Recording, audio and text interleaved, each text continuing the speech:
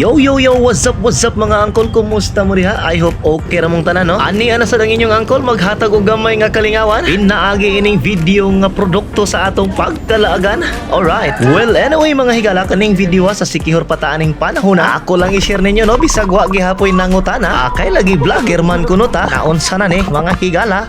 Ayaw lang mo katingala kung anong dagko gyud kayo ning mga tilapia. Kay nami diri karon sa I Love Balete Tree diri sa Sikihor. Okay lagi kay ang among plano amon tang ipa-fish pa ning among lawong, pero murag di namang gyud ni madala. Mao nga kanina lang among lapalapa among gipamukbang sa mga tilapia. May na lang kundi nga makapakaon ta nila sa atong pagbisita. Basta kay lagi haskang lingawag gyud sa mga tilapia mga higala. Kay murag nagulpi gyud ilang konsumo balik isa ka semana. Kay unsa man ning atong kubal perti mang pagkabagaa. Pero bisan baya pog niabot na ni og isa ka pulgada ning atong kubal mga higala, aperte baya pong giloka. Makaingon baya pog kag askang giloka.